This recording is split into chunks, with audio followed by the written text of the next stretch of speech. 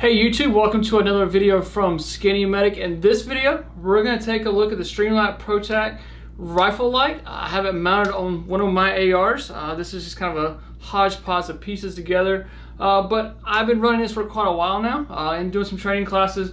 Just did a big week-long training. So in this video, I'm going to talk about a couple things I really like about it and then one thing that I want to change on it.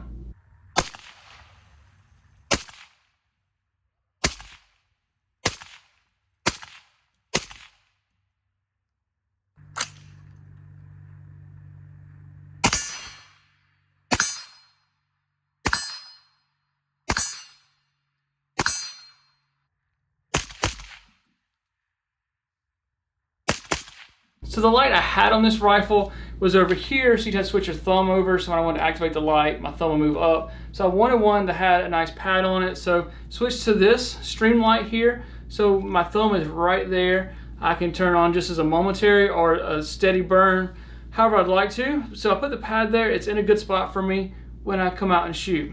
It does have the tail cap on here that you can push a button and lock it in. So if you don't want to use the pad, you can just unscrew this, screw this on, and now you have that exact same setup if you don't want to use the pad. But for me, that's what I was looking for, was for the pad. If you prefer not to use the pad, then you can put your tail switch on. As far as the pad is concerned, you got two different ways to activate it here. You have a large section here that pushes on, boom, and then a little smaller button at the top that can be a steady burn. So if you just want to turn it real quick, boom, boom, on and off, and then steady burn is there. I think this one has a nice, good, crisp edge to it. You can see here in the video, walk around the ground, it puts out plenty of light, and then even when I shine it to the wood line, shine it to the chicken coop, side of the house, it puts out plenty of light for me to see.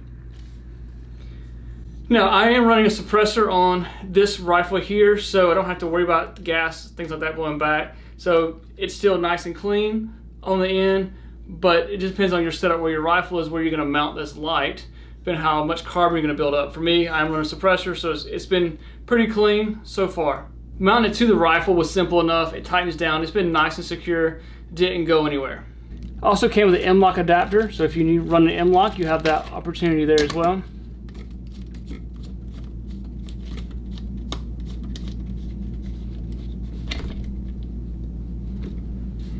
Now, the one thing that I need to change on this setup is, you guys can probably see I'm running zip ties here. So I went to a competition this past week and I did not have my pad zip tied on. I just had it mounted to the rail, and you're supposed to zip tie it. I just got lazy, being honest with you guys.